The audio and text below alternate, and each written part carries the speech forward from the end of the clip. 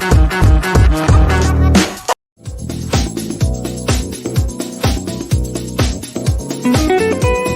hit big shots. The Clippers have no identity.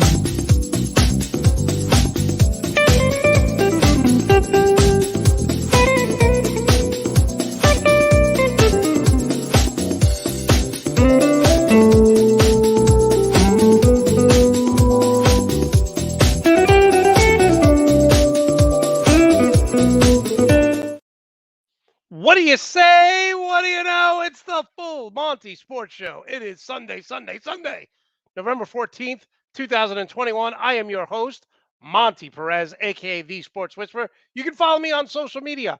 Not really on Facebook that much, not really on Instagram that much, but on Twitter, MonteJP231, and on TikTok, Monte Perez 2, Monte Perez 2. We had 33 states tune in across the country last week to the full Monte Sports Show. Love the support. Gus Farrat does a tremendous job. Actually going to be a little co-host, so he's going to be on like every other week joining us.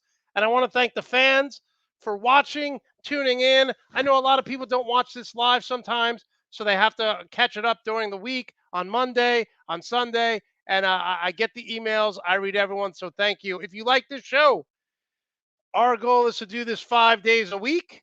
I can only do that with your help. So here's what you do.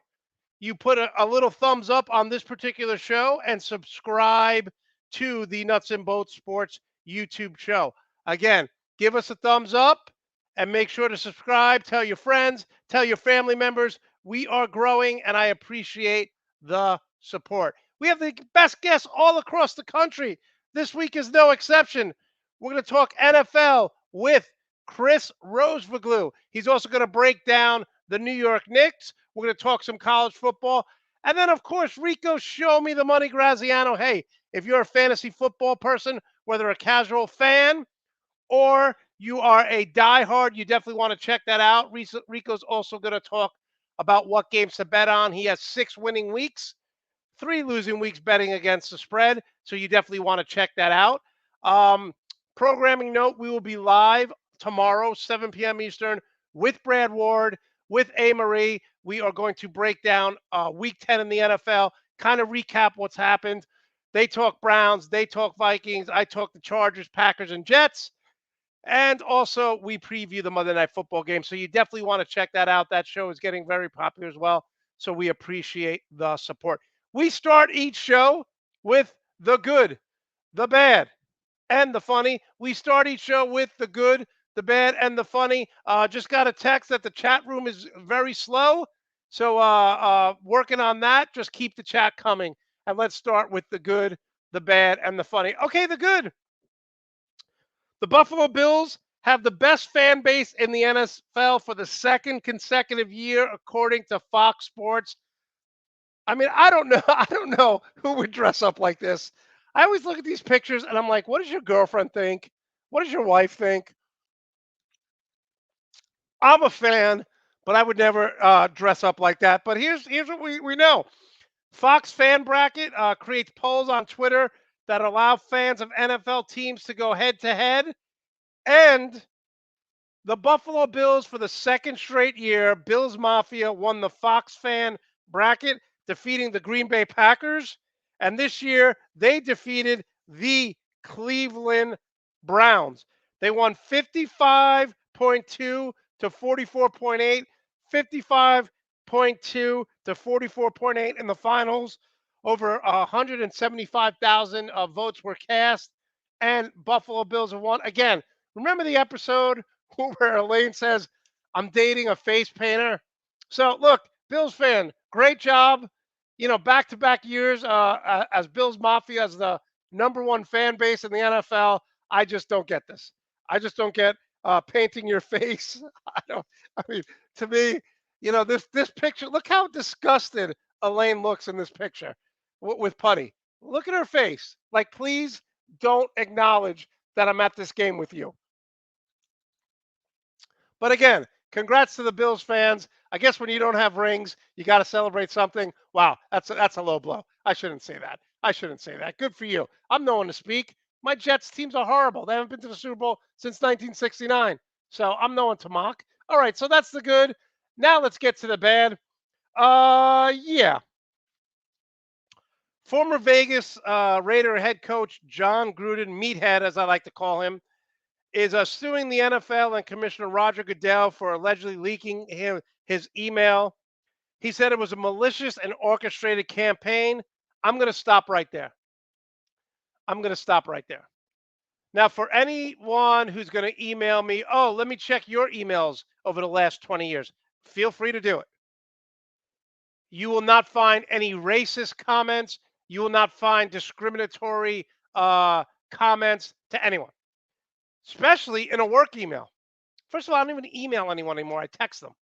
No one emails anymore unless you're at work. And I would never, ever send a racist, disgusting, anti-LGBTQ, anti-women, and for all the people defending John Gruden and just saying, okay, these are his beliefs. This is what, he believes. Okay, what about that he wanted no concussion protocols?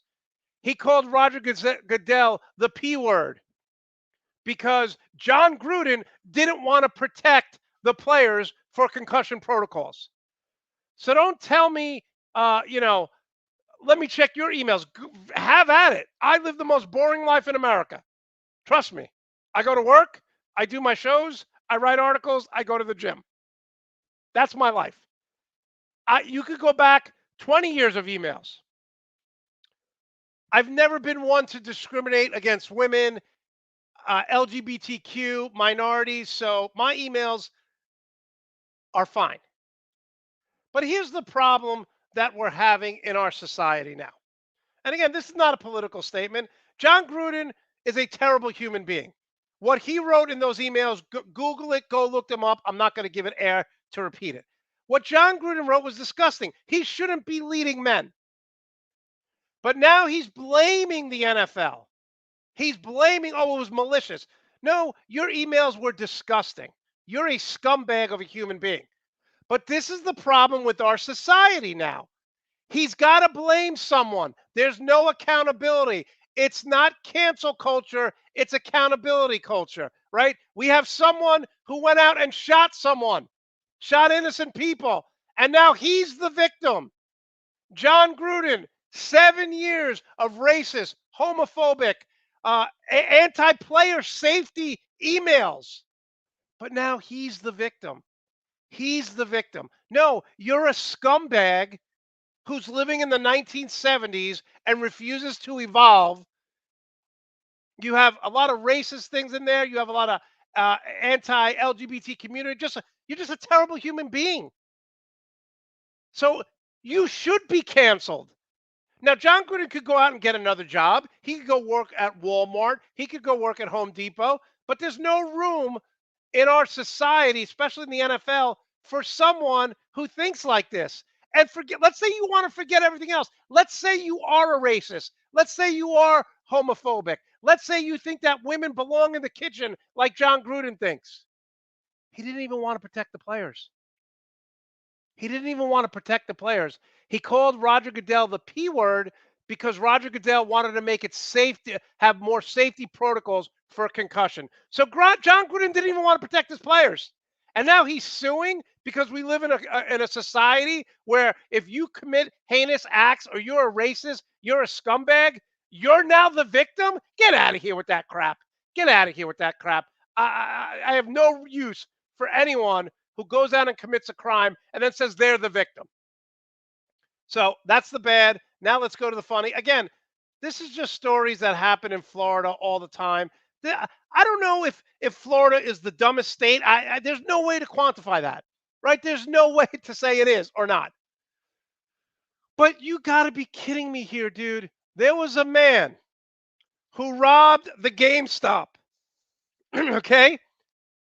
A burglar just north of the Florida border must have thought the disguise was mandatory to commit a crime because he chose to wear a see-through mask. I'm not kidding.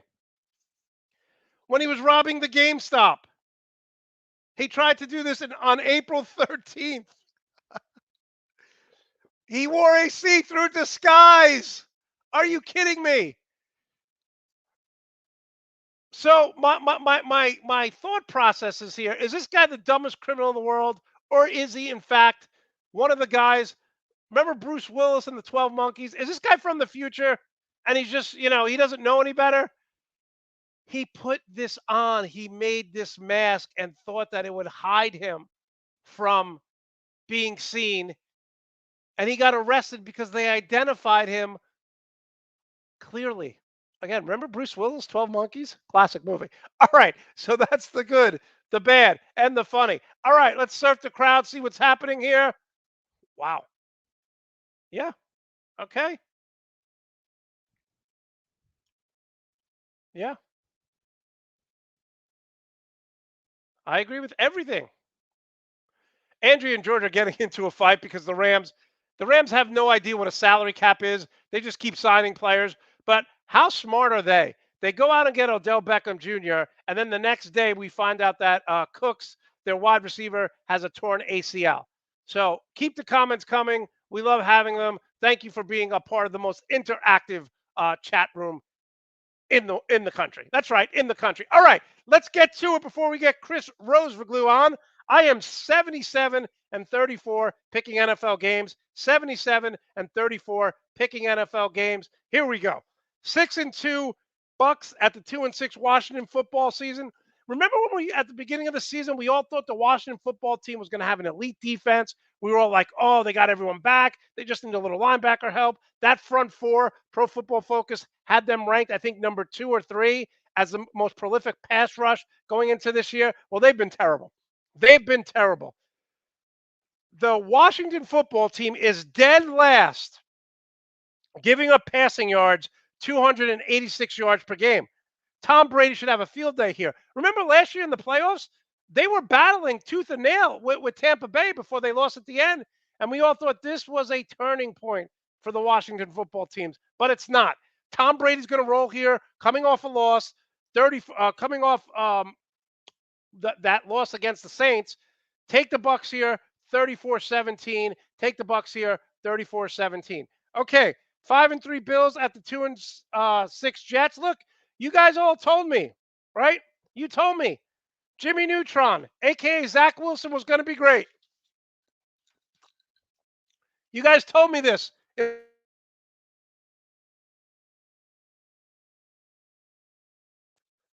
Zach Wilson has been the worst quarterback in the NFL. And you guys all told me, let's go back. You all told me that Robert Saleh was going to be a very good coach, especially defensively for the Jets. The Jets are allowing 31.4 points per game and 408 yards per game. Both are last in the NFL. So don't talk about Jimmy Neutron. He's not even playing today. And Zach Wilson, he's been a bust. Don't talk to me about Robert Saleh. Let's talk about the Bills. This is what I was trying to mention before, coming off an embarrassing loss to the Jacksonville Jaguars 9-6. I'm telling you right now, the Buffalo Bills are going to roll today. They're going to put up 37 points. Take the Bills 37-24. 37-24. 4-4 Falcons at the 6-2 Cowboys. Look, guys, Atlanta has started to play better. They have won 3 out of 4, and they still aren't using Kyle Pitts correctly. He should get targeted 10 times a game. He's not. Absolutely love what Cordell Patterson said. Cordell Patterson is playing in the Wildcat as a quarterback. He's playing wide receiver. He's playing running back. They said, "Is it too much for you?" He goes, "My mom has worked 3 jobs her whole life." He goes, "I could play 3 positions." Great job by Cordell Patterson. The Cowboys, again, got embarrassed last week by Denver. Got embarrassed by Denver last week. So I expect the Cowboys to bounce back. This is going to be closer than people think. Take the Cowboys 31-27. And even if I wanted to pick Atlanta here, the Cowboys are not in trouble. They are in the worst division of football. The Giants are terrible. The Eagles are terrible. Washington is terrible. So even if the Cowboys lose, they are in very, very good shape. Okay, Arizona. Actually, let's go to this one. Let's go to the Colts today, play Jacksonville. Listen, I'm just going to come out and say it. The Jaguars, I had them winning 5 games. So let's not beat them up too bad, right? I had them winning 5 games. No one thought that they would beat Buffalo last week. No one thought they beat Buffalo last week. But I want to talk about the Colts here for a second, okay? Everyone wanted to destroy Carson Wentz. And I kept telling you, Carson Wentz is a good quarterback. Everyone wanted to throw this guy under the bus. Yes, Carson Wentz had a bad game against the Tennessee Titans. Did you see what Tom Brady did against New Orleans a few weeks ago? Had a terrible game. Did you see what Matthew Stafford did against the Titans on Monday night or Sunday night? Terrible game. Terrible game. So, yes, Carson Wentz played bad against Tennessee, but let's give this guy a break. He has 17 touchdowns, 3 interceptions. 17 touchdowns, 3 interceptions. And I will say this, Indy has scored 25 or more points. Indy has scored 25 or more points in 6 straight games. Guys, you were wrong about Carson Wentz. 17 touchdowns, 3 interceptions, 25 or more points in 6 straight games. You guys were wrong about Carson Wentz. He's playing very well. Okay, so I'm taking the Colts here, 29-20. Steelers at the 0-8 Lions at the Steelers. Big Ben is not playing. We actually have live video of Big Ben trying to throw the ball. Here it is right here. So, have you watched Big Ben throw this year? It is terrible. I'm not saying that he should be benched, but the Steelers haven't scored 30 points in 16 straight games. The Steelers haven't scored 30 or more points in 16 straight games. They're struggling. I like the Steelers here because, let's face it, biting kneecaps is not the way to go in Detroit. Take the Steelers here, 24-20. Arizona Cardinals at the Carolina Panthers. Cam Newton signed with Carolina. Is Arizona the best team in football? I just got to ask that question because 5 road games, they've scored over 30 points in all 5 games. But here's a weird stat. Carolina has won the last 5 matchups, and they've blown them out in 10 by winning by 10 or more points each time. Matt Rule can't seem to find a quarterback that's not turning the ball over. I think Christian McCaffrey runs a lot here. I think this will be a little closer than people want it to be, but I'm taking Arizona 34-30. Eagles at the 5-4 Broncos. Denver has allowed 18 or more points in 6 straight games. 18 or less, I'm sorry, in 6 straight games. What does that mean? That means that an Eagle offense that continues to struggle will struggle again. This is a classic letdown game for Denver Bronco fans. You think you're going to win, and then you lose, right? But I think Denver wins this one. I just can't trust the Eagles offense in an ugly game. Denver wins 2017. Finally, the 7-2 Rams at the 3-5 49ers. With Jared Goff, the 49ers seem to always struggle against the Rams seem to struggle against the 49ers. Sean McVay's 4-1 on Monday night. Okay, you got Odell Beckham Jr. now. You got Von Miller. Matthew Stafford played a terrible game. I expect them to bounce back. Take the Rams 29-21, 29-21. Again, I am 77-34 picking NFL games. 77-34 picking. Yeah, I don't know if they're overrated, but they are 8-1, and they can score with anyone.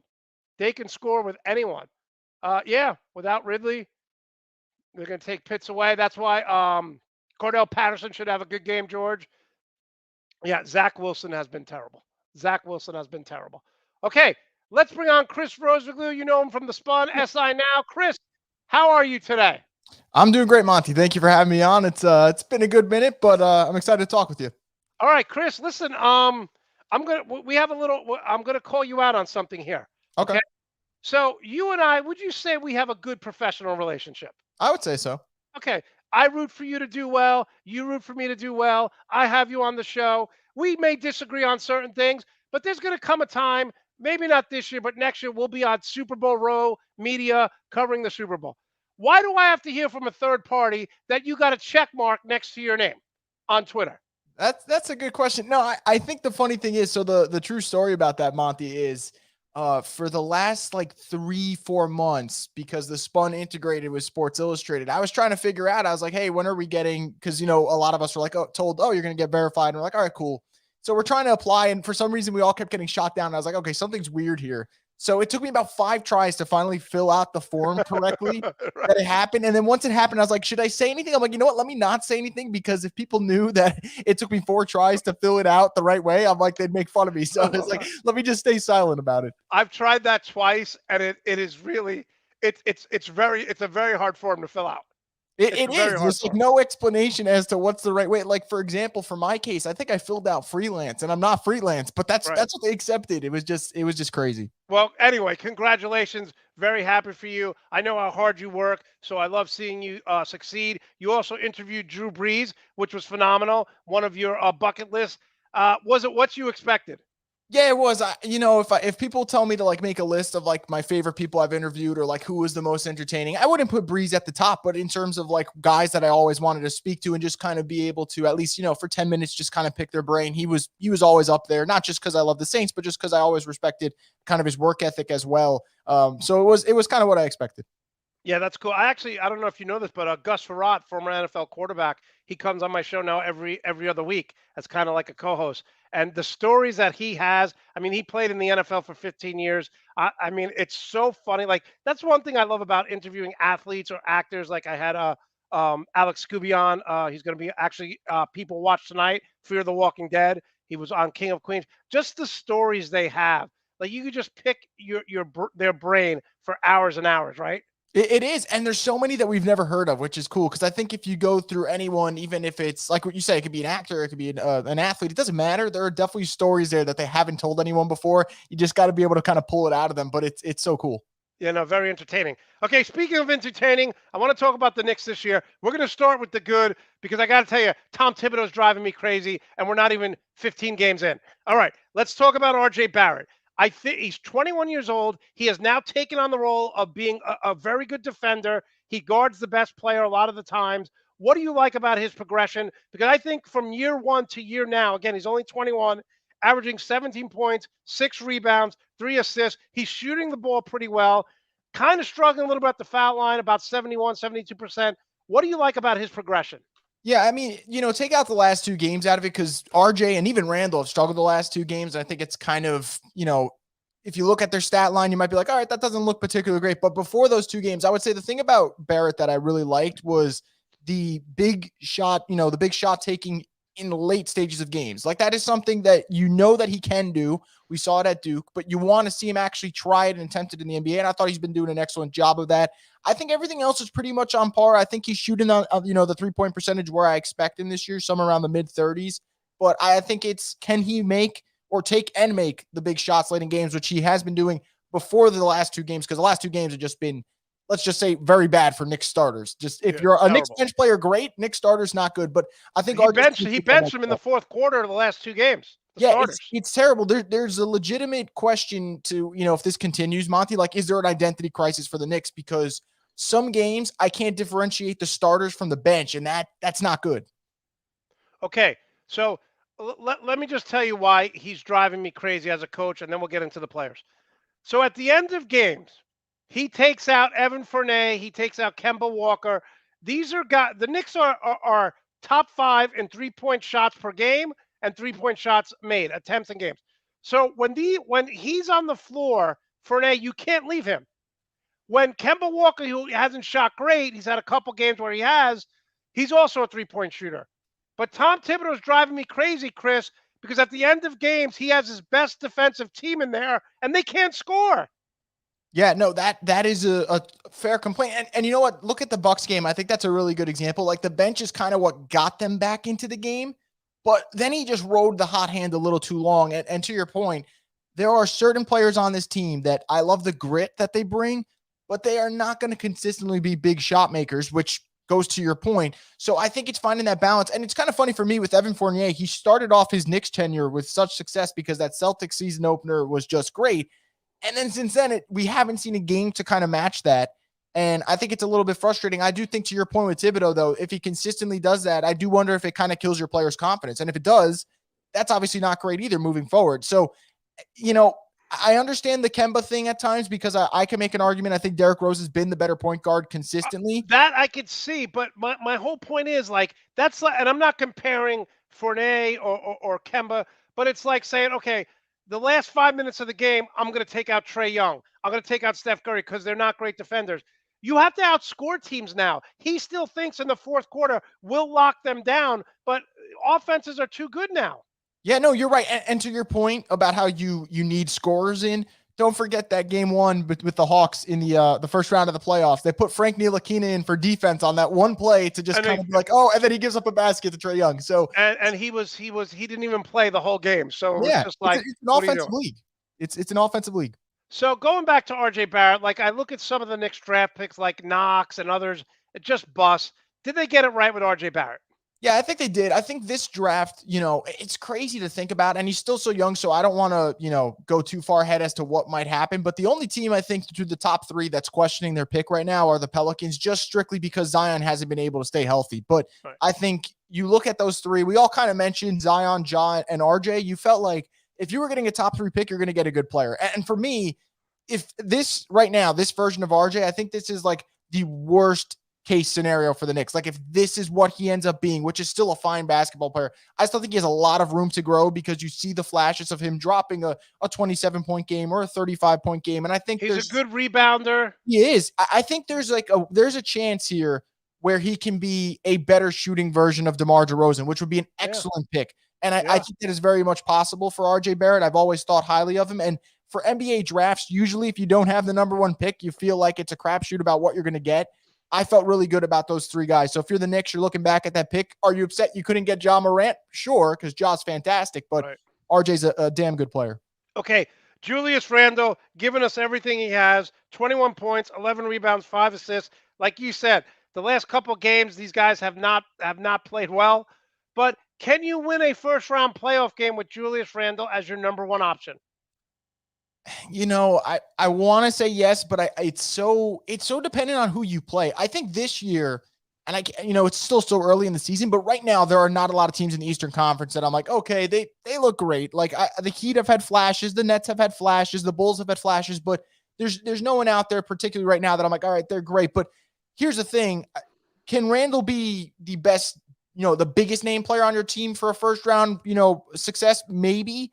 But you're going to need so many guys to step up. I think the real key would be, can RJ match Randle? And then you kind of have two guys who aren't really superstars, but they're decent, mid-tier stars. And then you can get past the first round. Because I think what we saw last year with Randle is when you get so codependent on him, and again, for all his success, he has a lot of inefficiencies, and those flaws get highlighted in the playoffs. I really don't know. Like, I want to say yes, but I have to see it before I say yes, because there were a lot of turnovers from him, a lot of bad shots in the playoffs, and that's just kind of the territory that comes with it, because realistically, Randle should probably be your third best player on a championship team. Yeah. For the Knicks' sake, he's your best player. No, I agree. I think RJ, if he's not going to be the number one scorer in the playoffs, he's got to average 18 to 21.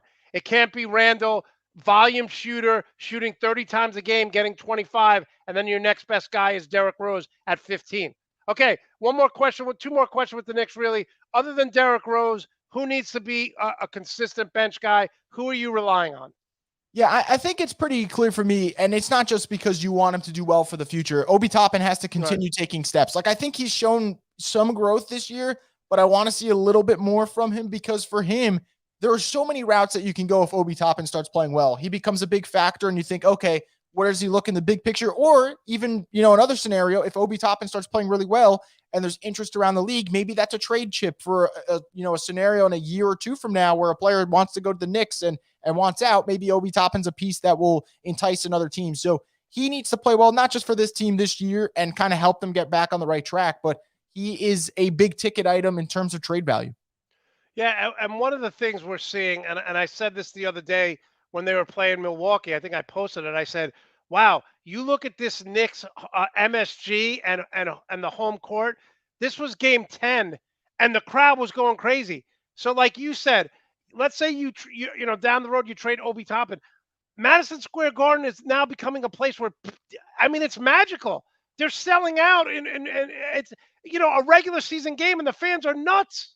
It is. The Knicks were in such a lucky spot where I would say, because of the brand and where they play, they did not have to become great again for people to say, okay, MSG is looking pretty, like a great place to play. You just needed to be competent, which they obviously still are. So I think you're looking at, and I think it's just a matter of time before the Knicks end up pulling off a big trade. And the other way I look at it too is you look at the Knicks rotation. They probably have about 11 viable players. You don't really need that many guys in the NBA. Rotations are slimming down by the years, especially when you get in the playoffs. You're usually only running like an 8-man rotation. So Well, at I do some like point, you got to move your assets. one thing that I do like about Tom Thibodeau.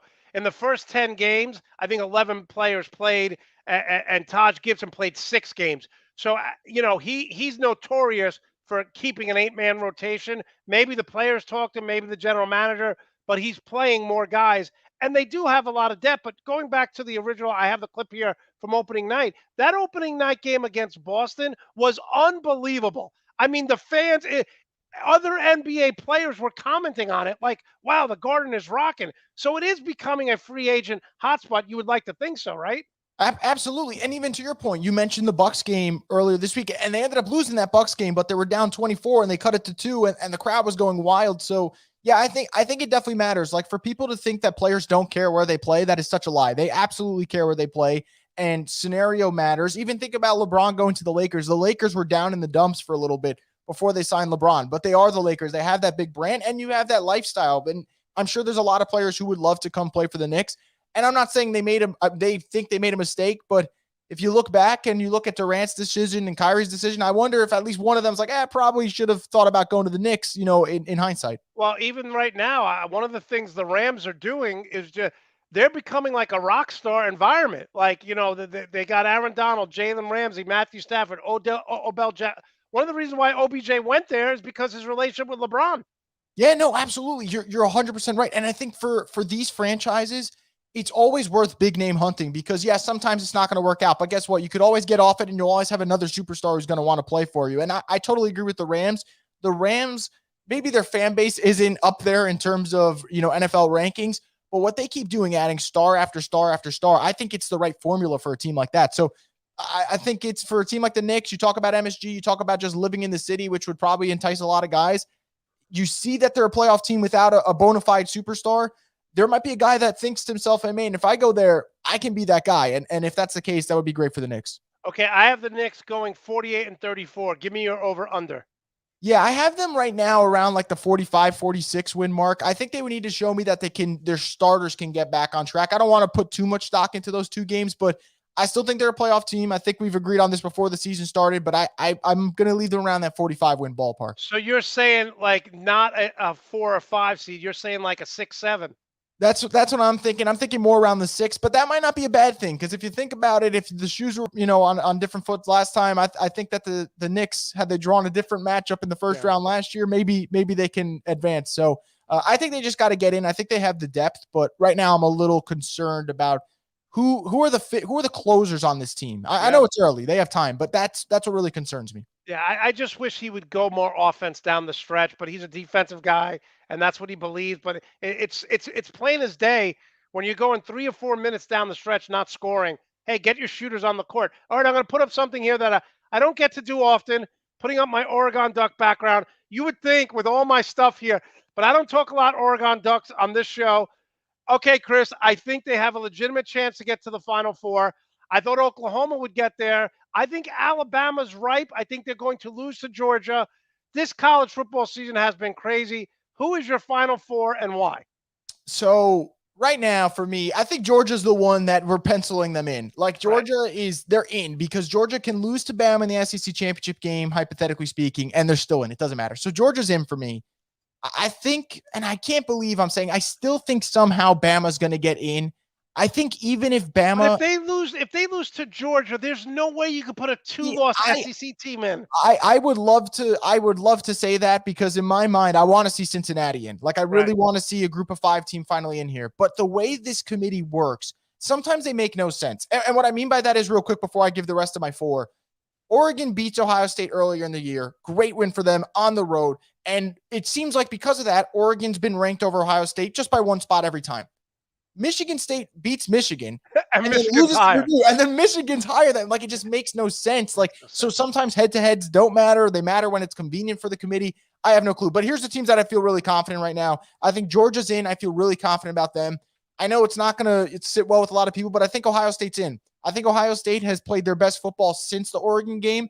CJ Stroud's kind of taking those next steps as a quarterback. And for them, I think the road's kind of easy for them. Now, the Michigan State game next week is kind of the determining factor because let's be real, I don't want to overlook Michigan, but until Jim Harbaugh beats the Buckeyes, I'm going to kind of just feel that way. And quite honestly, Michigan State, their coach is very good. Their quarterback's playing well.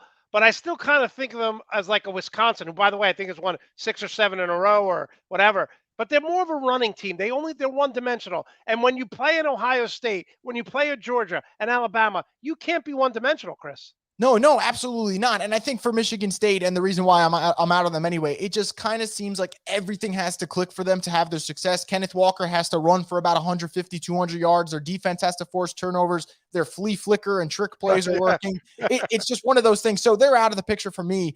I think Oregon's the interesting one because Oregon's, their road doesn't seem tough. They got to beat Utah. They got to beat Oregon State. That doesn't seem hard. The problem is, and this is where I worry, although I think the Ducks do have a championship caliber or playoff caliber team, the Pac-12 is like notoriously known for when they have a chance to send a team there, they just some silly loss happens, So I am worried about that. But right now, I do think if today we were putting the playoff together, I think Oregon's a playoff team. And I think it really just comes down to the SEC championship game. If Bama wins, obviously I would go Georgia, Bama, Ohio State, and Oregon. Those would be my 4. If Bama loses, then I think that's where the interesting debate happens. You're going with Cincinnati? That's what I would do, but I don't trust the committee because here's the thing. Michigan, I think they're going to be out of the picture once they lose to Ohio State. They'll have 2 losses. Michigan State, if they lose to Ohio State next weekend, they'll have 2 losses. They're out of the picture. Oklahoma, they were already towards the bottom of the top 10. For them to lose to Baylor, they're out of the picture now, even if they just have 1 loss. I think it would come down to a 2-loss Bama or a no-loss Cincy, and you would think the answer would be obvious, but man, do you think the committee would snub Alabama? Well, not snub. Do you think the committee would pick Cincy over Alabama? I really don't know if they would do that. I don't know how you take a 2-loss team. I don't know how you do that. I know they're Alabama and they deserve, they deserve a benefit of the doubt. So my next question is, how is Luke Fickle not the next head coach of USC?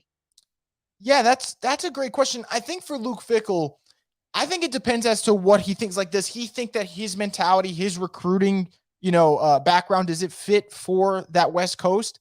If not, then I think he should wait until another job opens up, closer by. But if I'm Luke Fickle, Chris, if you could recruit in the state that has Ohio State and be a top 10, 15 team, and you're competing with Ohio State, if you go out to the Pac-12, half of your battle is won already because you could just pick all those kids from California, which is a top 5 blue chip prospect state every year. If he can win in Cincinnati, how can he not win at USC? I don't doubt that part. I think the winning part he absolutely can do. But for some reason, there's like a cultural shift when it comes to USC. Like there is another element that comes to it. I don't think Luke Fickle would be a bad coach for USC. I think that would be a great for them with the way things have gone. You probably can't do much better than Luke Fickle. Luke Fickle's a great coach. I do think there's that element, though. I will throw this out there, though. I would not be surprised if James Franklin does leave Penn State for USC. If that happens, I think Luke Fickle would make way more sense at a Big Ten school than he would in the Pac-12. I just think that fits his brand better. Right. So, look, if I'm Luke Fickle, I'm leaving this year anyway because your stock will never be higher than it is right now. Well, we know this because Ed Orgeron won a national championship. He's fired now 2 years later. But what I'm saying to you is if I'm USC, this is my first, second, and third option. I'm going for him over everyone. I don't want James Franklin, who's been struggling over the last couple of years. And when I say struggling, he can't even win the Big Ten. So do you agree that this would be your first hire? You say no. Oh, no, he would. He would. Absolutely. Okay. Like that, I should probably clarify, Monty. If I'm USC, Luke Fickle's towards the top because realistically, I don't think USC is doing this splashy Urban Meyer hire that people think is going to happen at the end of the season. Like, I do not think that's happening, although that would probably be number 1 on my list if it was possible. But I think Luke Fickle would be your number 1 right now looking at it. I'm looking from Fickle's perspective. I always thought of him as like a future Big Ten coach, and maybe that's just me, putting a label on him too early in his career.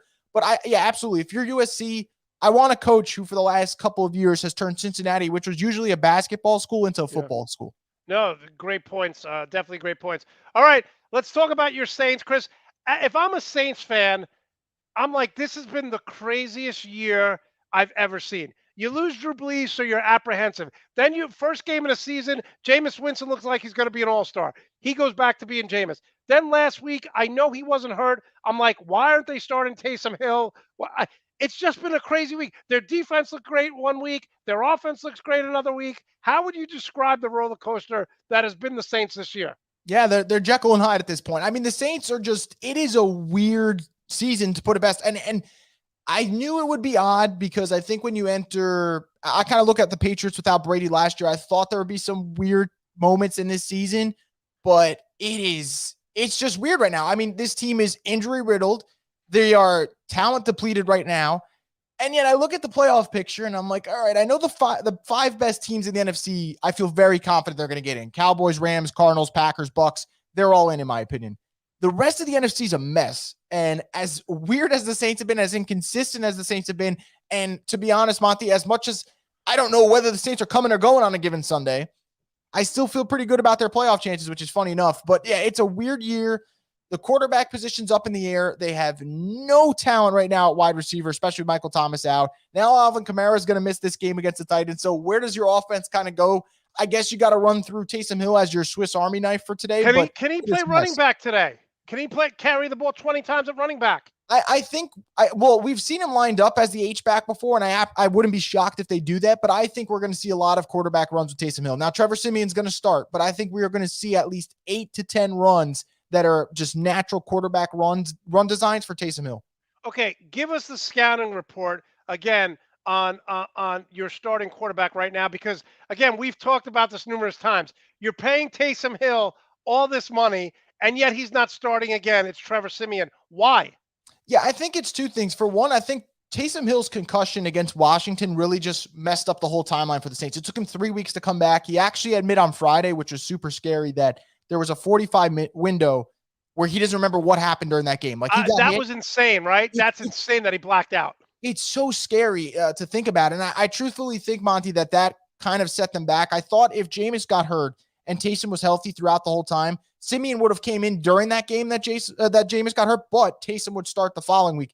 Because of the concussion, they let Siemian kind of roll because they're still easing Taysom back in. And I'll be honest, Trevor Siemian has been a really good game manager through the first 2 games. He hasn't played bad at all. I think for the Saints, what they love about him is he just gets the ball out quick. And they don't really have a lot of receivers right now who could create any separation. So what they want is a guy who's going to distribute it. He's not going to have a favorite target. He's going to take his checkdowns. He's going to keep the offense on pace, keep them on rhythm. And I think that's what they like about him. They talk about him, especially Sean Payton, as a ball distributor. I think that's what they like about Trevor Siemian. Now, when Jameis got hurt, I'm not going to lie to you, I thought the Saints would go to Taysom Hill because he is on the last year of his contract. I thought they'd want to see a little bit more. And what do you have to lose at this point? You're in a weird situation. But I think Siemian has impressed me. He's exceeded his expectations. Now, the question is, what happens in a game where Siemian looks off? Because through the first 2 games, the Saints' game plan for him has been really good. What happens if he's turning over the football and he does look a little uncomfortable? Where do the Saints go from there? I don't have an answer to that question yet because we haven't seen it. But I think so far he's been a decent game manager. Okay, so no Kamara today. Who's going to get the bulk of the carries? It's got to be Mark Ingram. I think Mark Ingram has looked phenomenal since coming back. He's averaging 4.7 yards per carry. I don't know if he keeps that clip up because that's a phenomenal clip, but I think Mark Ingram, getting him back was huge for the Saints. And when they acquired Mark Ingram, the thought was that he'd be the 1B to Alvin Kamara because Alvin was getting way too many touches early in the season. I was very worried about that. Are you going to wear him down? What's going to happen? And now he is injured for the time being, but I think you're going to see a lot of Mark Ingram. I would not be surprised if you see a little bit of Ty Montgomery and Taysom Hill spliced in there as well. Yeah, Ty Montgomery was a former Packer. He actually played well for a couple games against with the Packers. All right, Chris. So break this game down. You know, the Titans without Derrick Henry. I don't know who the Saints are going for. I mean, who the Saints are throwing to without Kamara, and now Michael Thomas is out. It's almost like it's no-name offense. But I will give Sean. I almost think Sean Payton likes playing in these games better because he's such a weird dude, and like some of the things he does makes us crazy when we watch him. But I think Sean Payton loves this type of challenge. Oh no, you're right. I tell everyone Sean Payton's at his best when the chips are down. Everyone's like, who the Saints are going to throw to? How the Saints going to win today? And Sean's like, all right, let me see what I can do here. But seriously, you look at this receiving corps: Kevin White, Deontay Harris, Marquez Callaway, Traquan Smith. Those are their top 4 receivers. I don't know if there's a receiving corps in the league right now that is worse than that. Maybe Detroit. Detroit's a mess, but Other than that, I can't name another one. But for the Saints, I think the game plan is pretty simple. When the Saints are winning games this year, it is because of their defense, whether it's forcing turnovers against Rodgers or forcing turnovers against Brady or shutting out the Seahawks or shutting out Washington. A lot of their wins have come where the defense is dominant. That has to be the case today. No Derrick Henry for the Titans, no Julio Jones for the Titans. So you want to zero in on A.J. Brown. His matchup versus Marshawn Lattimore, I think that's going to dictate a lot of this game. If one of them can dominate that matchup, it's going to go a long way for their team. And something I've noticed, and I think this is going to be the big key today, in the 2 losses the Titans have, Ryan Tannehill's been sacked a combined 13 times. That's kind of your key to the game. Can you get after Tannehill? Because you won't have that luxury of just turning the ball to Derrick Henry and letting him wear down defenses. Get pressure on Tannehill, force him into a turnover 2, and just make sure Trevor Siemian takes care of the ball, which is something he's been doing.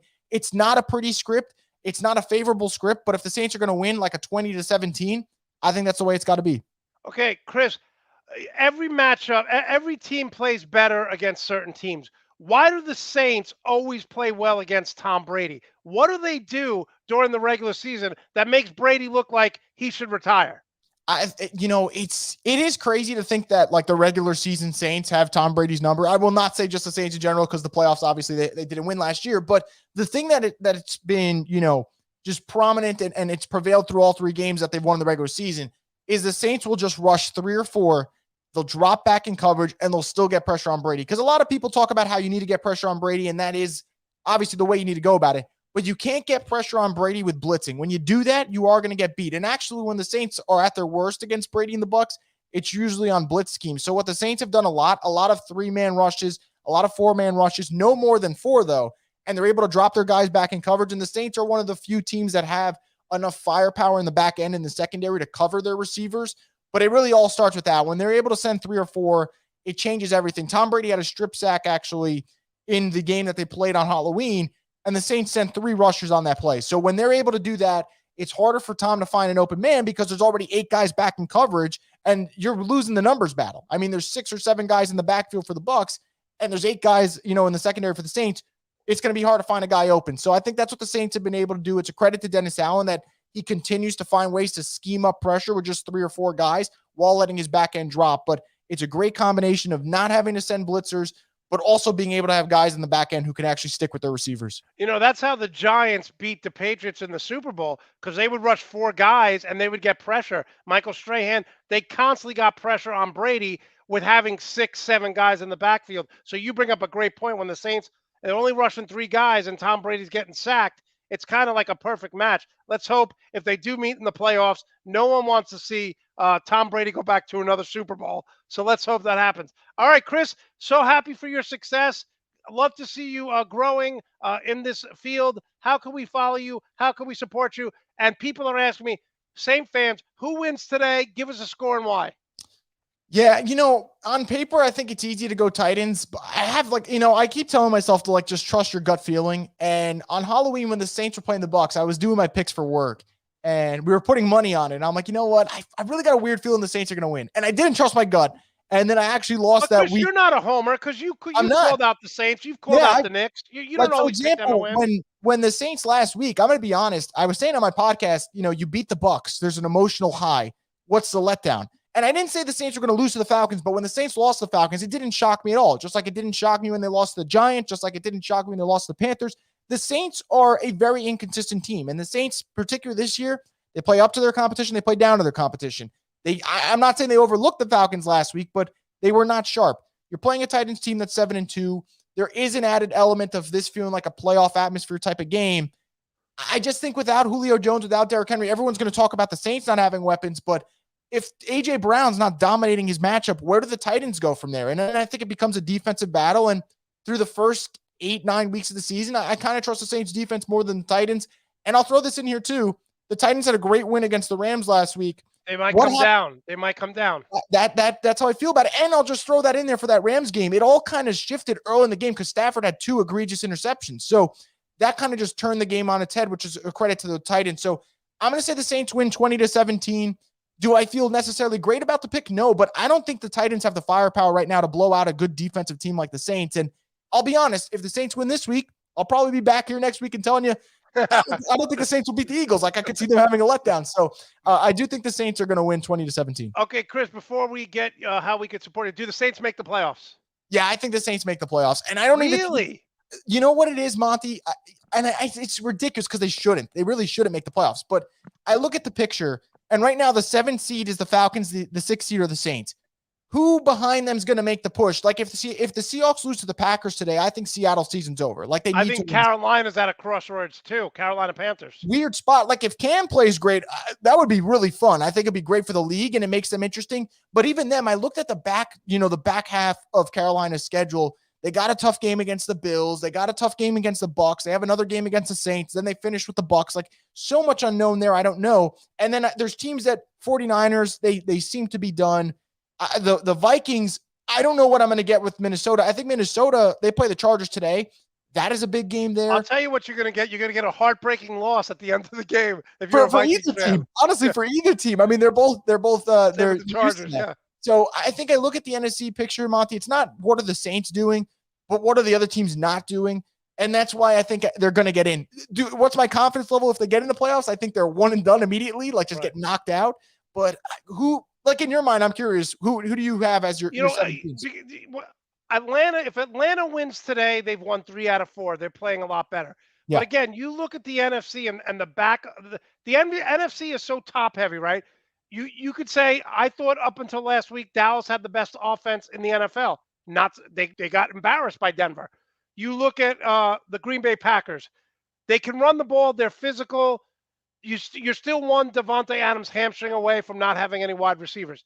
The Bucs, I'm never going to count out Tom Brady. Right now, I think the Rams are the best team, and I think the Packers are second best, and then you have the Bucs, and then you have Dallas. But you're right. I mean, you look at that bottom half, and it's up for grabs right now. It is, I'll just throw this in there, and I think this would be the team that I think they're experienced enough they can make a run. If Seattle can get on a winning streak starting today, maybe.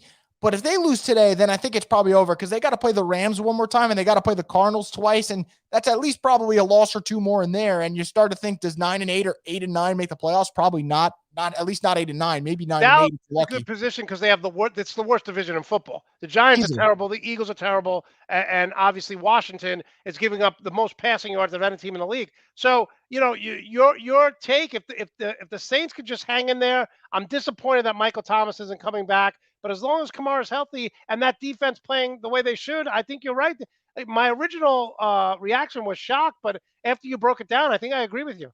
Yeah, and it's so funny because when I mention it on my podcast, Monte, I get so many Saints fans like, we're not making the playoffs. I'm like, I'm not saying the Saints are good. I'm not. I'm just saying, remember last year, the Bears made the playoffs as an 8-8 team, not because they were good, because someone had to make the playoffs. There was one extra spot. So I think that's kind of that year. I do agree with you, though. I think Atlanta might be the most interesting team. If they win today, maybe they get Calvin Ridley back at some point. I'm not saying Atlanta's going to go on some crazy run, but can they, be a 7 seed, a 6 seed? Possibly, because the other 3 teams in the NFC, they're out. Yeah. The Lions and Bears, they're out. The 49ers, they're most likely out. The Seahawks are most likely out. It's like you're running out of spots here. You're right. You're running out of spots. And I picked up Cordell Patterson a few weeks ago in my fantasy football. He's been great. Thank goodness. He's been great. All right, Chris, love having you on. Congrats on the check mark to your name on Twitter. How can we follow you and support you? Absolutely. Thank you for having me on, Monty. Again, I really appreciate it. So people can follow me at Rose Vogel Report on Twitter. They can check out my work at The Spun and Sports Illustrated, and they can check out the Saints podcast, Straight Up Saints. I'll be live streaming after the game. We'll see if the Saints hold it down, but we'll see. It should be a fun game. All right. Thanks so much. Love having you on. I think the Knicks are a playoff team, but again, I can't see them winning more than 48 games. I can't either. I wish it would be more, but not right now. But listen, the Garden's fun. It's fun. Oh, I'll be in there soon. I'm hoping. I'm just telling myself after Thanksgiving I'm going to make a trip to the Garden. So we'll see. That should be fun. Hopefully they'll win for you. All right, Chris. Thanks so much. Love having you on. When we come back, Rico, show me the money, Graziano. You're watching the full Monte Sports Show live on YouTube. East Coast Covers, creator of the Smart Commuter Cover, designs and manufactures custom American handmade quality products. It is the only cover with an adjustable 4-toggle lock-in cord system, which lets you create the fit you want without the need for additional tie-downs. The cover conveniently self-stores when pulled into the attached backpack and also provides a pocket for storing small belongings. Nearly 42 years of riding experience are behind every design with a cover for whatever 2 wheels you ride.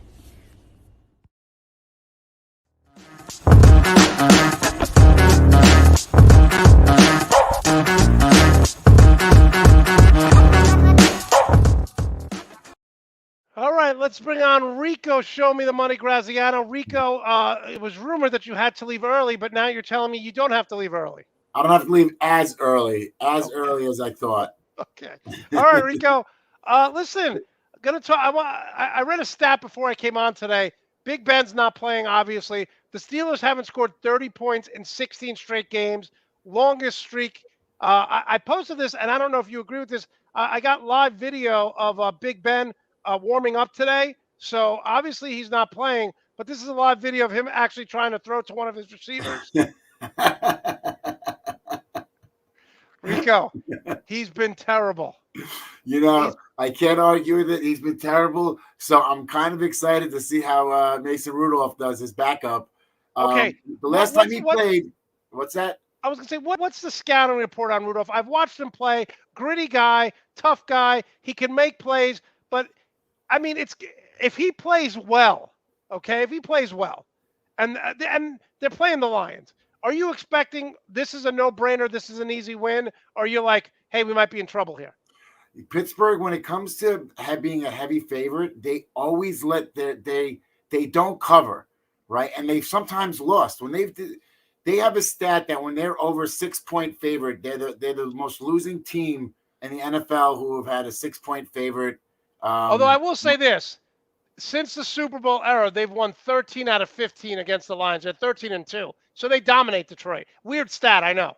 Well, it's not that weird of a stat. It's not like Detroit ever since even Barry Sanders, you got to remember, left the team because they pretty much said to him, we're not really going for a Super Bowl. We just, making the playoffs to be our. Yeah, making the playoffs is good enough. Yeah, making the playoffs is good enough. And Barry Sanders was like, I'm not going to put my body and everything on the line constantly to hear that. Like, I'm here to win the game, to get a trophy and a ring. And they were like, nah, that's not really where we're at. So, it's not surprising. I can't remember when they've been a really good team. I can't remember either. With Megatron, basically. All right, Rico. So I wanted Levi to come join us, but he's been MIA for the last few weeks. He's been MIA. He's been MIA. So same here. I told you about the Bills, right? I said this Bills team, there's something not right. Everyone, Gus last week, you talking about the Bills, they go out and they lose 9-6 to Jacksonville. Who is your best team in the AFC? I thought it was the Ravens until they lost to Miami. It's not the Bills, Rico. You said something about two weeks ago or last week it was that you were like, it's hard for these really good teams to play up to the teams that they know are really bad, right? So I think that happened with the Ravens. Especially young teams. Yeah, so I think that happened with the Ravens. I think that happened with the Bills. They went in, they were like, these guys aren't good. And I think you can't score 6 points against Jacksonville. You cannot. Again, if, these are still professional teams. You got to remember. Rico, if you had to put a bet of the year, you would have taken the Bills. I would bet the house on that game. There's no ifs, ands, or whats about it. That was you took Josh Allen as your fantasy quarterback against me. If you bet the money line on that game, it was like you could have bet $100 to win $550 if you bet $100. Like, that's an insane money line. Like, to even bet, like, I guarantee nobody made that bet because that's like the biggest waste of money ever. It's like yesterday, Alabama was favored by 50. They covered. They won 56-3. Who would no bet? way, was it? Yeah, they were favored. But Rico, you took Josh Allen last week against me. He single-handedly crushed you. I know. I was watching that game and I'm like, it's gonna happen. He's gonna pop off. It'll happen. Like they're gonna step up. And again, I think it's what you said. You said it best. These teams, they come in and they think that like they believe the hype, and not so much the hype about themselves. They believe the hype that the other team is that bad. And you know what? You still have to go on the field and you still have to play the game. And these guys are still professional athletes. They are the best at college, and they are still the best at their sport. Well, that's what I say all the time. People say, Detroit would get killed by Alabama. I'm like, do you understand that every one of those Detroit guys was the best player in his college? Yeah, they would run them. The argument has always been made, but there's no chance Alabama or any college team, probably throughout all college history, would get destroyed by any pro team. Play any NFL team, because there is no weak spot. And even the worst NFL team to a college team, there is no weak spot. Like, there isn't oh, hey, let's focus on that guy's cornerback because he's bad. Like, that guy's cornerback is like, he's going to be a doctor and he's, his second year out and he's not playing college ball after this week. Rico, so go back to my original question. Are the Chiefs the best team in the AFC? Is it the Chargers? Chiefs. Is it the Browns? Who's the best team in the AFC? I think it comes down to the two teams that lost last week. I still think it's I am still on the Bills bandwagon. I mean, every team has a letdown. I think that I think when they're together and they're clicking, they're hard to see. It's like we saw them against Pittsburgh. They were more. I don't know what that game was more of a weird game because they played good, but they just didn't play the second half. There's just something, and this is what I said to Gus and you last. I go, there's just something missing for me in the Bills team. There's something missing. You can say that almost about any team in the NFL at this point. But I don't believe that the Bills are an elite team. I like their defense, Josh Allen, whatever. I don't know. Their running game hasn't been great. But then I look at the AFC. I'm like, okay, if the Raiders beat the Chiefs, are they now the best team? If the Chargers win this week, if the Steelers win, are we throwing them into the mix? The AFC's wide open. Not only is the AFC wide open, but what I do like about the AFC, because people are like, oh, this is an NFC Super Bowl season. Like it's coming. It's one of those things. But what I do like about it is that these teams haven't found their it's always the second half of the season run. Who's going to make that run? Who's going to gel for part 2 of the season? Even though we do have an extra game, like I feel like the AFC hasn't found that team yet of who's going to click together. Now, of course, I'm a Steeler fan and everything else like that, but I mean, there's a part of me. Did I tell you the story that Melissa's mother, what she won in the lottery? No. Oh my God, I got to tell you the story. Okay, go. Tell me. I gotta go. So she calls us one day and she's like, hey, I won tickets to the Super Bowl. And we're like, Sandy, listen, don't answer the phone. She's 77 years old. We're like, don't answer the phone. Like, you can't, we're fully on that she's getting scammed. Right. She's like, no, they told me that I got 2 plane tickets, 4 days in Los Angeles, 2 tickets to the 3 VIP parties, and then Super Bowl tickets. And we're like, Sandy, how did you? She's like, well, the second chance lottery, you put in the second chance lottery, like when you lose, you send the tickets back in, where she always does it. And I have made fun of her, literally sitting next to her. And I'm like, Sandy, really? It's not even worth signing your name on that piece of paper to send it in. Making fun of her. So she's like, no, I won. Like she calls the next day. And we're like, Sandy, whatever it is. Like they said they're even paying. We're like, don't give them no money. We're on her. Yeah, don't give them your credit card. Like, this is a scam. Sandy. She's like, and then we're talking to her brother. He's like, she's being scammed. Like, as long as she doesn't give them money, whatever. So the brother goes on to the Pennsylvania website, and it's Sandy Rotanto, one of the 10 winners who won the Super Bowl package.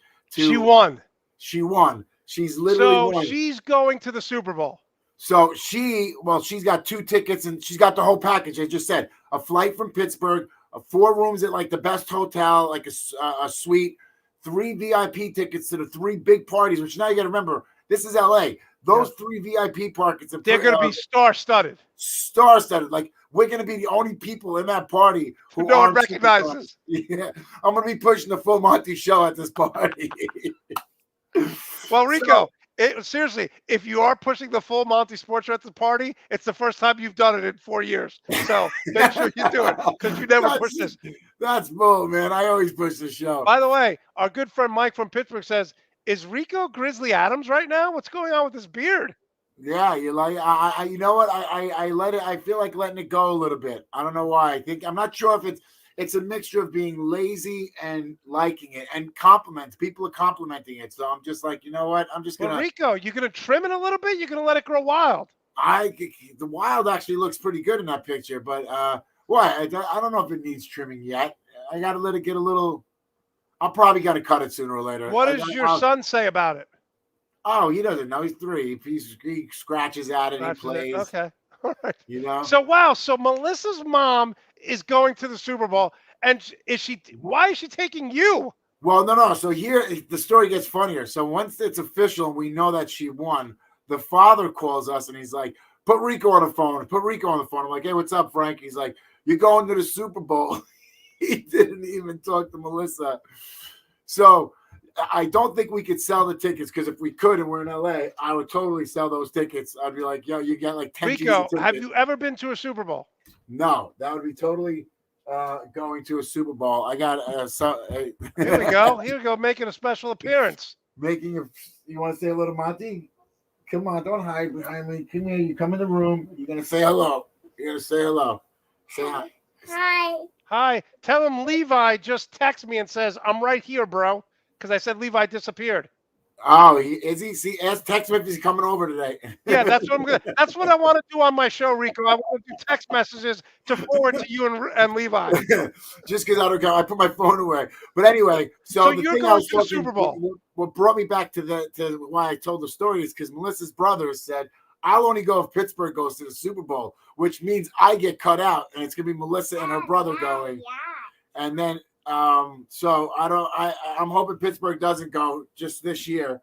I don't so you're getting cut out, right? I'll get cut out if Pittsburgh makes the Super Bowl. No, you're getting cut out. I'm getting cut out. I feel like I don't know, but I'll be going to the VIP party. So the full Monty Sports Show, baby. Well, let's get you some T-shirts to I'm give gonna out. I'm gonna see if Gus is gonna go. Hey Gus, I'll meet you at one of the parties. Yeah, he'll probably be there. All right, Rico. Let's start with your 6-3 betting against the spread. I picked this game for you because all of a sudden you're on the Mac Jones bandwagon, aren't you? I'm not on the Mac Jones. I'm on the Bill Belichick bandwagon. I think that I am on it. I hate to say it, but you know what? I think that he's showing what kind of coach he is. Like everybody thought that he's all Tom Brady, but of course Tom was a big part of the offense, but he's a great coach. This defense is looking good. His offensive line is coming together. Mac Jones, as long as he's not making mistakes, this team will win. He's playing very well, but listen, the Browns, they're 5-4. This is a must-win game for them. They're without Nick Chubb because of COVID protocols. Who do you like in this game and why? Well, I like New England for the reasons that I just said. I think that they're playing good. They're playing together. I think Cleveland, they've been playing well, but I don't know why. I feel like there's going to be because you know what it is really too. This game seems too easy. This is a game. You're talking the spread is so low. Like anybody with money who is watching this from the outside, any regular bettor, your retail bettor, so to speak, is betting Cleveland. Like this line isn't that low to suck you in and say, hey, we're giving you a gift, bet Cleveland, or we're trying to do a mind screw on you. No, I think that the Patriots are going to come out and play a really good game and lead the way for that AFC North to be a mess. You like New England here to win? I like New England to win 27-20. Rico, if I said to you that New England's going to win the division, would you think I was crazy? Yes, I think that. Not that you're crazy. I mean, I already think you're crazy, but I think but you're genius crazy. You're not crazy. But I'm saying they're playing very well. They're very well coached. So they're not making mistakes. My boy Hunter Henry has had 3 touchdowns in like 4 or 5 games now. So I like the way New England is trending upward. Well, I was just about to say, you sound like you're jumping on that bandwagon with me. And I just want to say, I've been on this bandwagon for like 3 weeks, 4 weeks, because I've been watching them. And you know what? They're you got to respect the team that plays consistent. They're a very consistent team. Their ups and downs aren't as, you got the Bills playing Super Bowl caliber, losing to Jacksonville. Yeah. Ravens playing Super Bowl caliber, like struggling against, lesser teams, and losing. Rico, I think Tennessee, the dude brings up a good point. I think Tennessee with Derrick Henry is an elite team. Without him, they're not. I don't agree with that. I think Tennessee's a good team. And I think Adrian Peterson's a good running back, and he's a good, nobody's going to beat Derrick Henry, right? How far will they go in the playoffs without him? Yes, we know that. But I think as a team, their defense is pretty elite. Their defense has been impressive to me, and I think that they're good. I think people are selling them off way too soon. I disagree with you, so I'm just going to put this up here.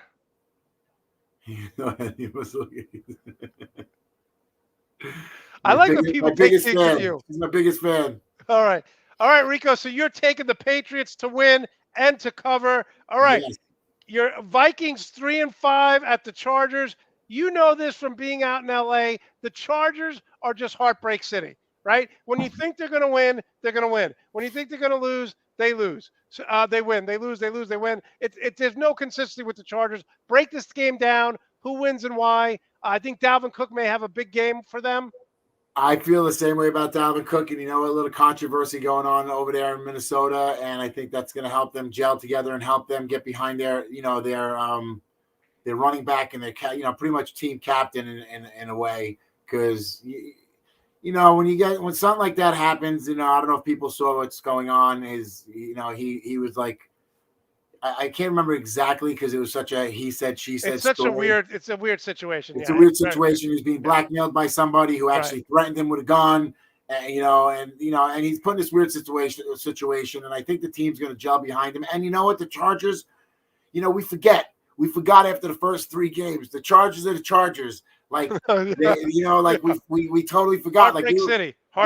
We thought that they were like on their way to the promised land. Herbert, blah, blah, blah. And we're like, oh, yeah, that's right. They have a defensive issue. They have, they have a giant. So you like the Vikings here?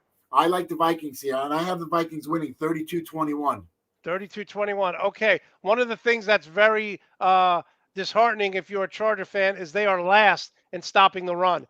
Dead last in stopping the run. Okay, finally, Rico, this is a game that I think the Raiders have a chance here. Call me crazy, but the opening line for this was not even 3, it's 2.5.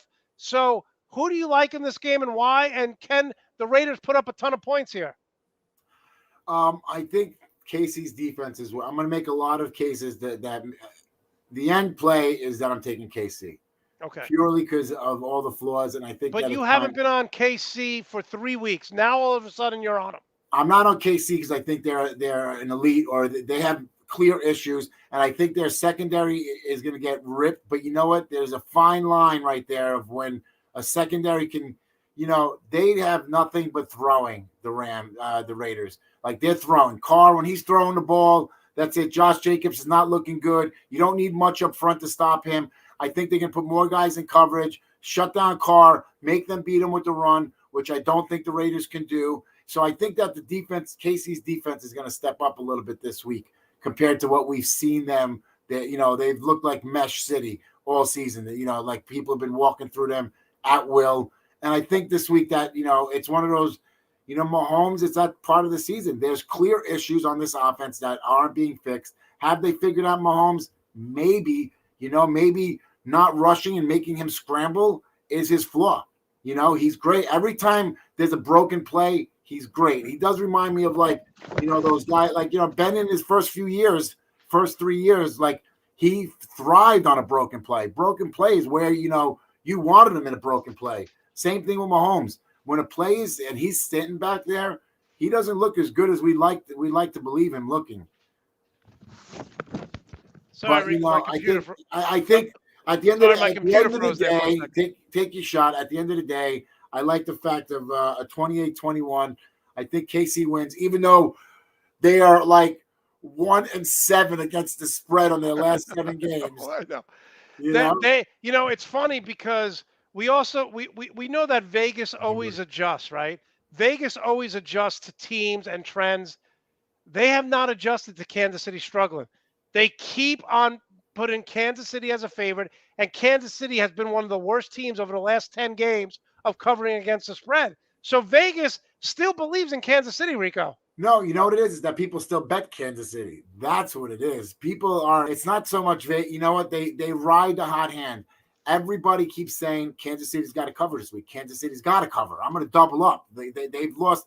They haven't covered in 5 weeks. What are you going to? It's like on the roulette wheel. It's red, red, red, red, red. People just start doubling up their money. Red, red. It just keeps happening. Like they keep going black, black, but it keeps happening red, red, red. I get you. All right. So you're taking one of those, Kansas City. KC, when it comes to betting, KC's one of those teams, like a Super Bowl team. Here's a guarantee. Whoever wins a Super Bowl the next year, you could probably bet against them the first 5 games and you'll win because they don't really cover. Because, again, the retail bettor, who is me, you, and regular guys, dump our money into the Super Bowl, just because we're like, they won the Super Bowl. They're the greatest team in history. Yeah.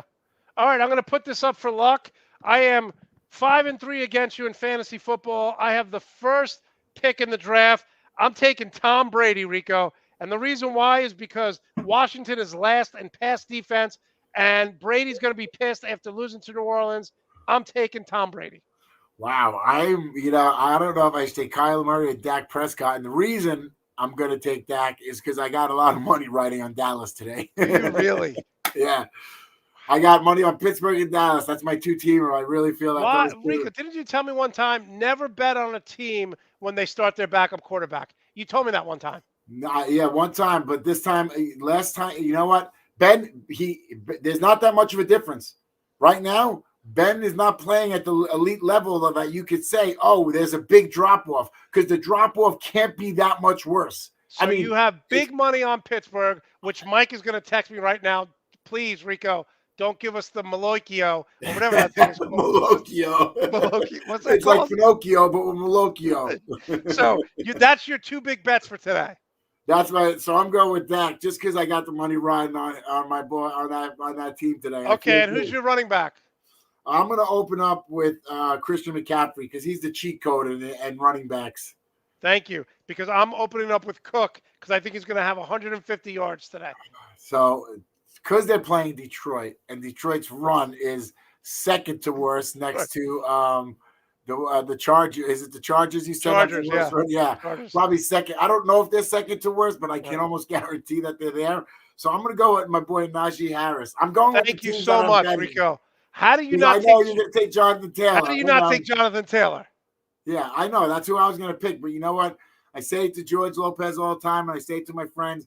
Go with who you love watching. I'm going to be watching this game. It's not like I'm picking him out of the stack. He is a top 4 this week.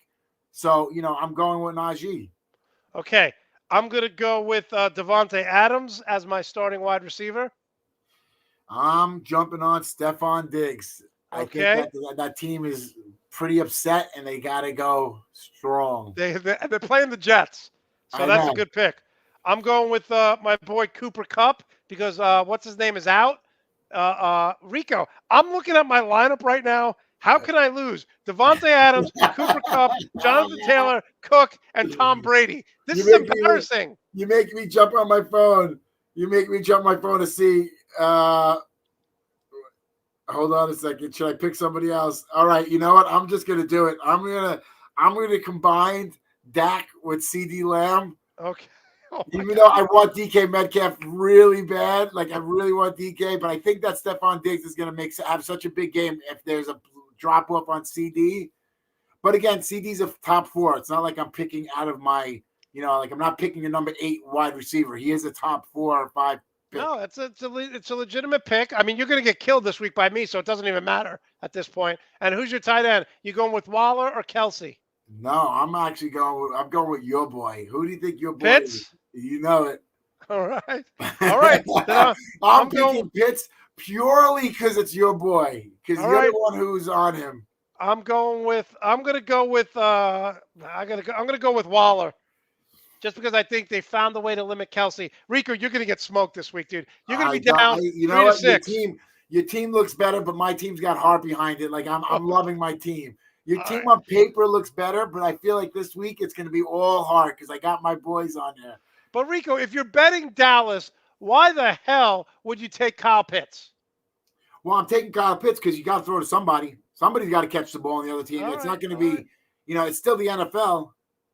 This is our fantasy football lineup every week. Okay, it's that time of the show where Rico starts to rant. The floor is yours.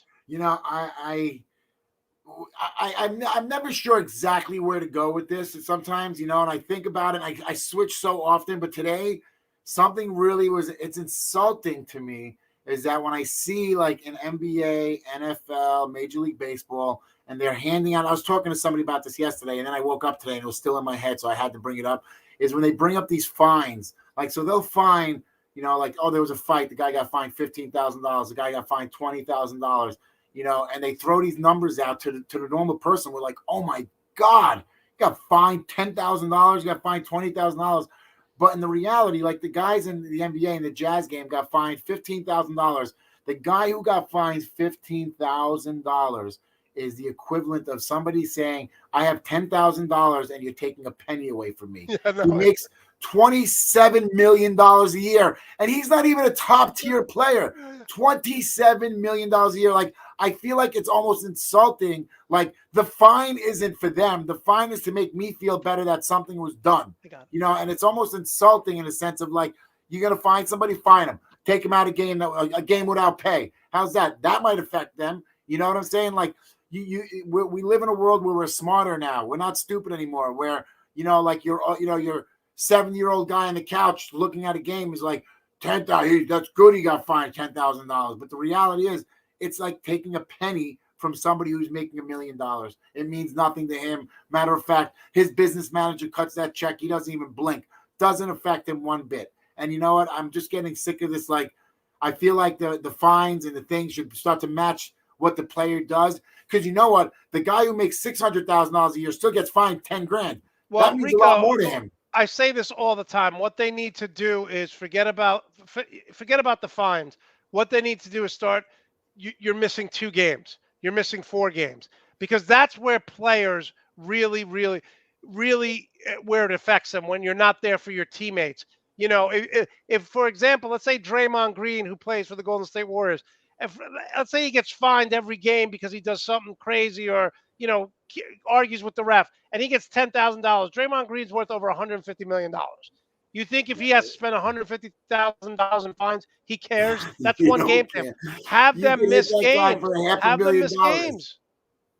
Yeah. So again, you could hit that guy for $500,000. He wouldn't even blink. So, you know, I mean, I don't know. That was just on my mind today, and it's just a little bit annoying. And I get it in a certain way when it comes to football, because you can't take, you know, it's hard to take away games. It's harder to take away games in the NFL because there's less. When you're playing baseball and basketball and these sports like that, like, you could, you know, a game without pay will affect them, you know, because if you don't play, you don't get paid.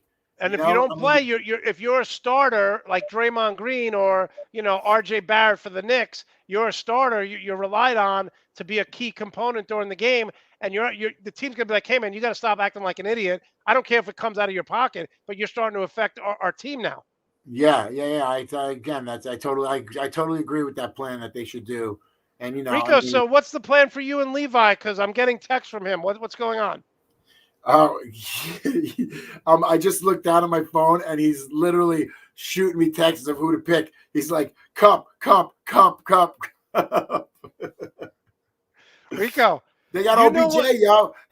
Cup is going to get triple team today. No. Listen, let me say this. If I go up this week, I'll be up 6-3. You may have to call in George and Levi to, you know, break, because you've been head to head. You've been terrible against me. I don't know how you do it, because you know what? Part of it is luck, and you're just getting luckier. You know, I'm not picking guys that are out of the window. Like, I'm picking top. The CeeDee Lamb pick today. The CeeDee Lamb over Cooper Kupp pick was terrible. Well, you know what? That was just because I was combining. We don't know if it's terrible till it happens, because you know what? Kupp is by himself now. He doesn't have Woods. Why didn't you go with Amari Cooper instead of CeeDee Lamb? You know, CeeDee, I've had this week 1 and 2. I was 100% in that Amari Cooper was the number 1 wide receiver on that team. But you know what? Cut to now is week 7 or 8. What is it? Week 8? Rico, this is week 10. 10. Oh my God! Wow. Rico, in the banner for my show, it says week 10 of the NFL. So if you just look at what I post, I know. By the way, have you ever retweeted one of my promos for the show? Because I tag you in them on Twitter. What do you mean? You know what? I don't jump on Twitter that much. I haven't been able to jump on Twitter. By the way, people are asking, how much is that picture worth in the background, the Batman picture? Why? Is somebody looking to buy it? Because I'm Italian. Everything's for sale. Listen, how much? That's a great. How old is that? Where'd you get that? I got it. Actually, that's funny. I got it actually from a friend of mine it was in his garage. He's a big art collector, and he had a whole bunch. And he said, "Hey, man, why don't you come over?" He's like, I'm moving. It's going to be a pain for me to move all this art. Why don't you come over? And I picked it, and I saw it, and I was like, I like this one. So I ended up taking it, and I ended up giving him $100 for it, because I was like, I want to keep it. This is not like I'm putting it up in my house and then you take it one day type of deal. So he's like, cool. He's like, whatever. He's like, you could keep it either way. And I was like, just take. I felt better giving him $100 for it. Rico, this is the greatest comment ever. Listen, my fantasy teams have been rough this year. I Rico, am having the roughest year in years. I can't remember the last time that my best team is only in the middle of the pack. Like, I need runs to get into the playoffs. Like, I need yeah, weeks like in a row. you need like a 5 out of 6, right? I'm not, there's 2 teams I need a 5 out of 6 to clear the seat to get into a playoff spot. But like, I'm in the middle of the pack on a lot, man. I see I'm out of 6 teams. I might make the playoffs in maybe 2. Maybe. Rico, let me ask you this question. Are you miserable? I'm not miserable anymore when I lose in fantasy football because I'm in 5 leagues. So in 3 of them, I'll make the playoffs. The other 2, nuts and bolts sports league, I'm in first. I'm in one with my friend Andrea. I'm in first. Are you miserable when you lose on fantasy football? I'm not kidding, because we have those teams and it really changes the day and everything. Like, when I know there's no reason to watch the Monday night game because I'm already so behind that it doesn't. Last week there was a player, I forgot who it was, but we were like, it's Deontay Johnson. We're like, is it possible he gets 40 points? It's been rough. And you know what? Levi's been handling it much better than me. I thought it'd be the other way around, but he's like consoling me. He's like, Rico, Save the Marilyn Monroe poster. oh yeah, Pam, you like that one, huh? That's a beautiful one. It So- is. I so have Rico- I have another Marilyn Monroe. Next week I'll show it. She'll probably like that Okay. one too. They're both Listen, really nice. so Levi's handle it better than you. He's handling it much better than me. I mean, honestly, was it me or did last week's games feel boring? Everything was so weird last week. It was boring. By the It was way, boring, I didn't even right? get to watch the second half because it was my sister Diane's birthday, and you said you were supposed to text her, and you never did. I forgot to text her. I know. Oh my God, I can't just- believe you brought that up. I was just hoping that it just would slip by. I mean, really, like, you're making me feel terrible now. But I did say happy birthday on the show. So if Yes, she's not you did. watching the show, it's her fault. Because I That's the said bad. Okay, I started the show by saying when someone makes a mistake, now we want to blame other people. So That's now it. you're blaming Diane that if she didn't watch the show, it's her fault. Hey, listen, I've learned from my politics what to do, from the politicians of what to do. If I'm wrong, just blame it on somebody else. I will say this: my dad told me yesterday for the governor race in New Jersey, the Republican lost, and he came out and said, "I lost fair and square. I have to give it to my opponent for beating me." He's like, "There was nothing stolen. There was nothing rigged. I lost. He ran a great campaign. Let's move forward." Oh my Rico, God, this is what I'm going to talk about now in the closing. You see, Uh, New Jersey. But See? Rico, we live in a society now where everyone's blaming other people. I make mistakes. I told this to my dad the other day. I said, people are like when their team loses now, it's like, oh, the refs blew it for us. Like it was the refs are not blowing. The refs have always sucked, right? We're just seeing it now because there's more cameras. There's no accountability. You make a mistake. I make mistakes every day. Hey, I'm sorry. I screwed up. That's it. No one's No, perfect. We live in a I society agree, now I where agree, if you're rich and famous, you have to blame everyone else. No, I agree with you 100%. There is no ifs, ands, or whats about it. But when it comes to football, I used to have a coach that used to say, if you need to depend on the referees or your field goal kicker to win, you should have lost. Well, yeah, and listen, John Gruden right now, I brought this up. John Gruden is suing the NFL, not because he wrote disgusting things for 7 years, the fact that he didn't want concussion protocols, he called the commissioner a P. Like, John Gruden's an idiot, and he's trying to blame the NFL now for all the emails. I've never sent a work email that was offensive in any way, shape, and form, ever in my life. My friend works for a social media company. He used to, and they used to do videos, and he sent them to me one time because I was doing the TV shows on the Food Network and Cooking Channel with the food truck, and he sent it to me, and he said, and pretty much what it said is that anything that you send on social media or in an email, and it specifically said in an email that you are not comfortable with it being on the front page of the newspaper, don't send it. Right. Now, if you look at my text messages, that's a wholly different thing. Oh, yeah, please. I'll be in jail. But regarding, John Gruden's blaming everyone. It's ridiculous. You screwed up. You're a jerk. Accept it and be a jerk. That's it. Move on. I could see there's also a part of my mind, a little part, that I could see where what he's saying is like there's 600,000 emails. How did mine alone get dropped? Because they were so offensive, they couldn't look the other way. Because you know what? Not that they targeted you, they typed in racist slurs, and yours kept popping up. And I said this in the beginning, and we'll end with this. Rico, forget about the fact that if you want to, let's say there are people who believe what he believes, that there should be no female referees, there should be no female in sports, there should be no gay people in sports. Let's say people actually believe that. He still wanted concussion protocols taken away. He called the commissioner the P word because he wanted to make it safe. He didn't even want to protect his players.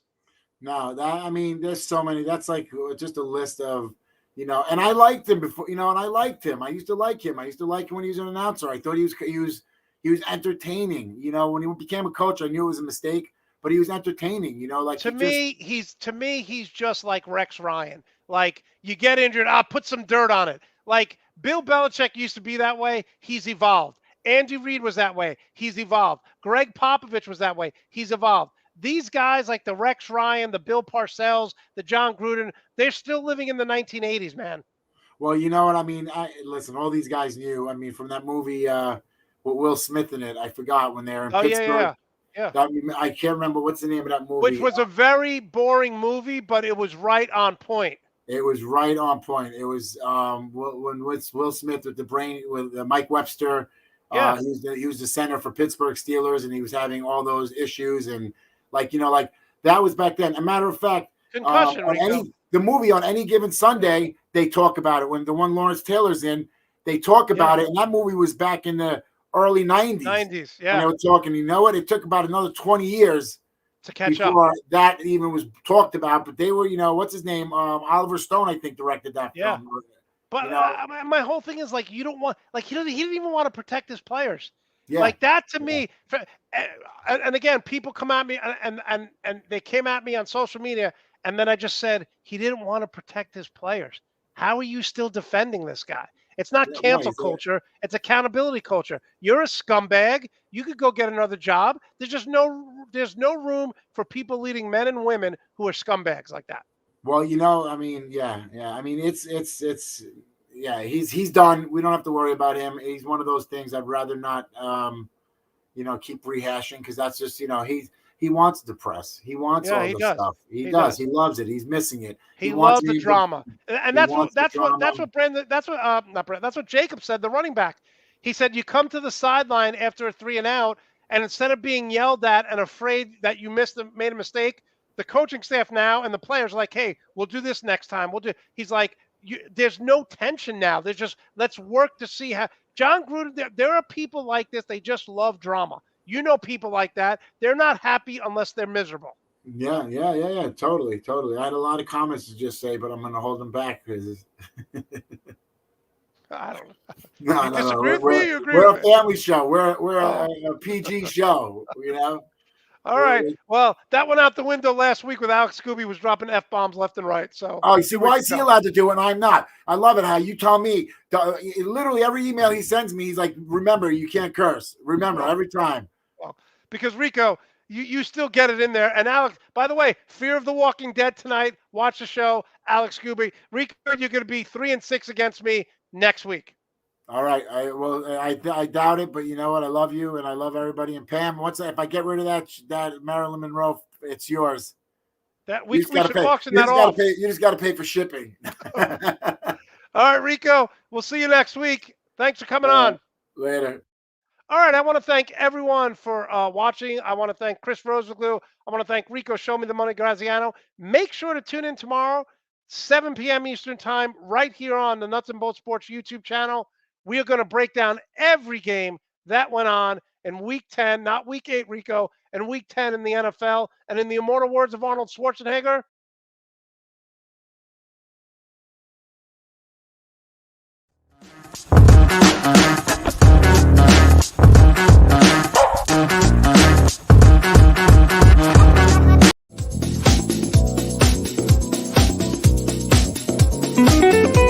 They hit big shots.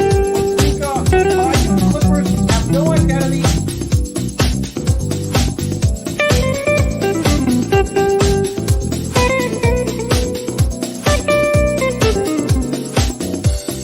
Thank you.